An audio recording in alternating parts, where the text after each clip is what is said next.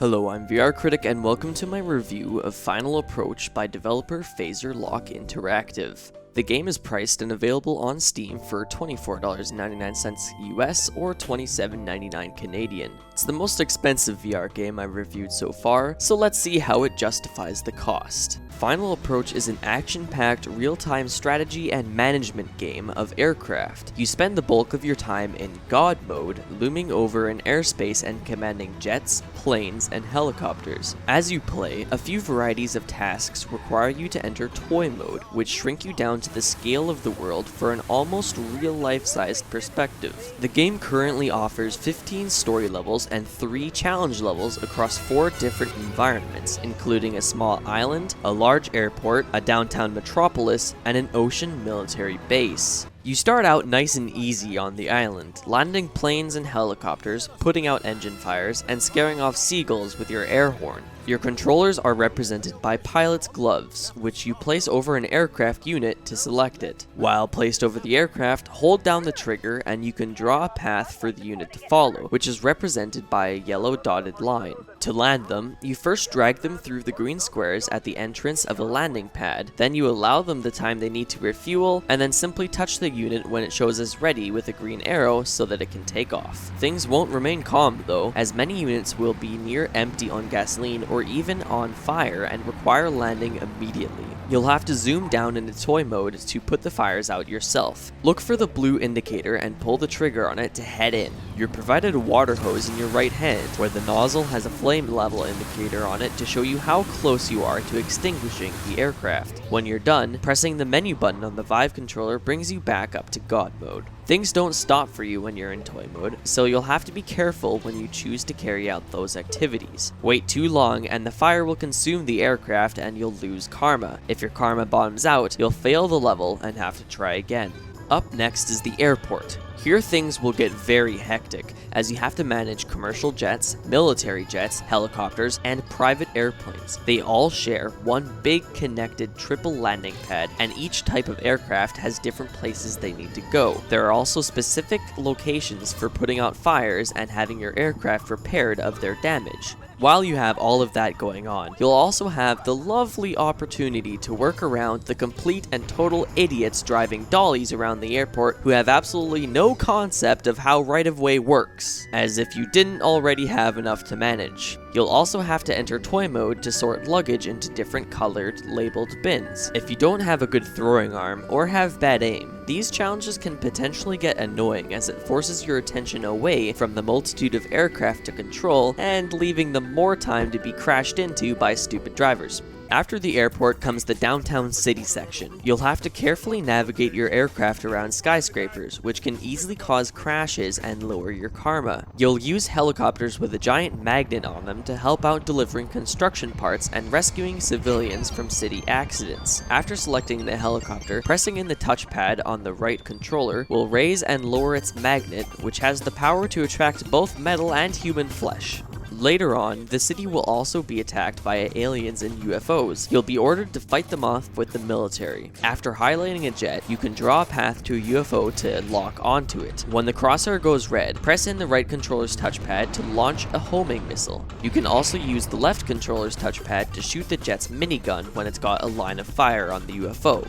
Fighting UFOs with jets can also get quite annoying. The jet will follow your drawn path to the point that you initially let go for it to lock onto the UFO, but by then, the UFO will have more than likely moved, depending on how long your path was. You'll have to keep the jet selected in order to use its missiles when they're ready to fire, which means you can't spend too much time pathing out other jets to fight as well. The dogfighting AI is painful to watch, as it often takes multiple loops and attempts to get a missile lock. You can try to draw a better path to line up the shot, but the UFO will just have significantly moved again, and the jet will go back to flying in circles, taking damage from the UFO and increasing its likelihood of crashing into a building. Thankfully, you're later offered other ways to fight the UFOs, including a toy mode option of controlling anti-air guns, which is easily the most exciting toy mode activity in the game. Aim the reticle with your head by looking around and lock on with homing rockets or shoot rapid AA shells to take down the extraterrestrial enemies. You can run out of missiles and the gun can overheat, so make sure to fire accurately and shoot just ahead of where the UFOs are if they're moving fast. You'll continue fighting even more on the aircraft carriers out in the ocean, where you'll have to man more guns and rescue soldiers that have ejected their jets and fallen into the water below.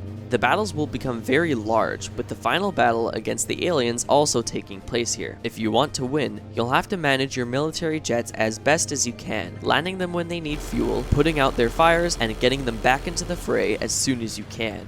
Added in the latest free content drop are 3 challenge levels. These will drop you right into a crazy hectic map where you have to complete a given task as much as you can without making a single mistake. These are quite challenging indeed, and you'll need more patience than normal if you want to make it out alive. These modes can have a lot of models flying around at once, so it may affect your frame rate and you'll want to lower your settings. There's also a free mode that lets you simply load up an environment and play without any specific goals or consequences. It's a nice way to relax at least a little bit more than normal and appreciate the designs and details of the maps. Speaking of appreciating the details, Final Approach absolutely nails its presentation. Even playing on near the lowest possible graphics settings, everything is incredibly detailed and textured excellently, including the things you may not even think to look at. Every aircraft, every human and alien, and every building are all designed to look crisp and clean, and the aircraft have a very wide variety of textures and designs to keep you fully immersed. The music sounds good and definitely fits the theme of the game, and the voice acting is very well done.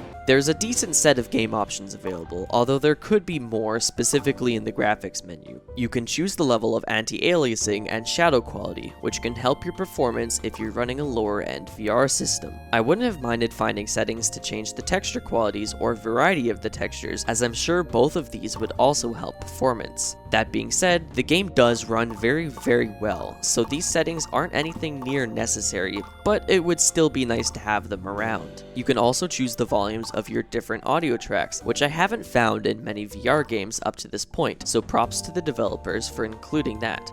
Also available is a full menu of controls and game mechanics to brush up on if it's been a while since you've played or you don't fully understand something in the tutorials. Another quick option to view controls for a specific aircraft is by selecting it in-game and squeezing the grip buttons, which will show the Vive controller model and highlight what each button does for that unit. Another fantastic setting available to you after you've loaded an environment is the room layout adjustments. You can drag the borders to actually fit the size of your complete boundaries instead of using the default playspace size. You can also raise or lower the ground if you're having to bend your neck or back too little or too much to optimally play. These settings make it possible to not only play in room scale, but also standing and seated, so this game can appeal to an even broader audience. Overall, Final Approach is an amazing VR title. It has great performance, level design, audio and visual presentation, and offers a very wide range of gameplay and challenge. My only complaint is that the challenge can sometimes be a bit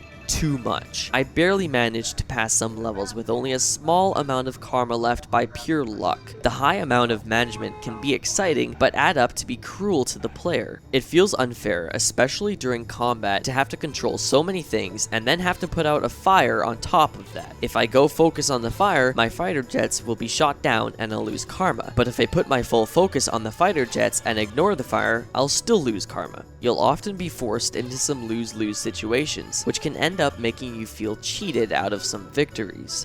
The game's AI really doesn't help with this, as you can draw a path to an area, but as soon as the path is up, the AI will then choose how it's going to maneuver, which very frequently results in it taking a dumb turn and crashing into a building and losing a mission. The combat AI for locking on and following UFOs is pretty terrible too, as I previously mentioned. The airport levels were pretty bad for trying not to let grounded jets crash, and I really feel like there could be a better indication of when things are going to hit each other. The process of landing jets and planes also feels off sometimes. If I didn't manage to get within the landing squares just the right way during all the hecticness, the jet would crash and I'd be left wondering why. There should also be options to make the dotted lines stand out more or have a higher contrast, as the yellow line is quite faded and can blend in with its surroundings, and as a result, it's easy to miss seeing intersecting paths. Going back to the landing mechanics, perhaps having the dotted line change colors once it registers a proper landing path would help. I also feel there should be a better indication of when an aircraft first enters a flight stage. Many times I would hear the audio cue of someone flying in and needing help, and I'd be stuck searching for a period of desperate time trying to find it. None of these complaints are really game-breaking though, and you'll make it through them with time and patience. I would really like to see different levels of difficulty for each stage of the game. This would make first-time playthroughs much easier,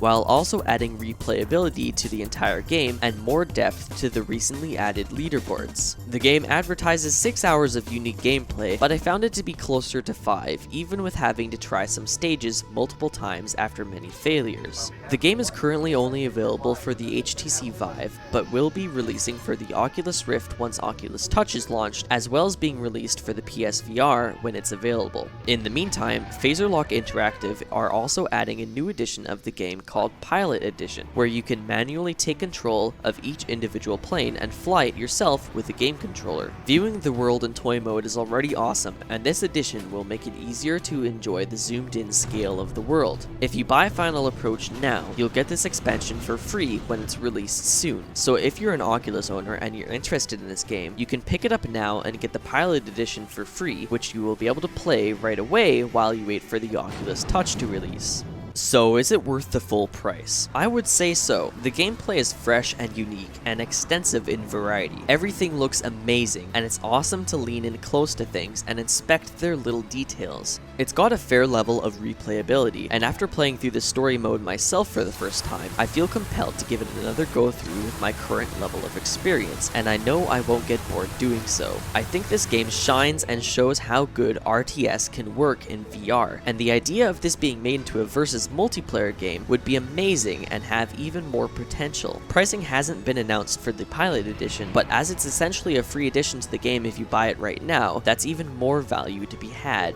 If any of the positive things I've said in this review draw your attention, I would recommend you pick this up, and you won't regret it. If you're more on the fence about it, wait for a good sale, and it'll definitely be worth the catch.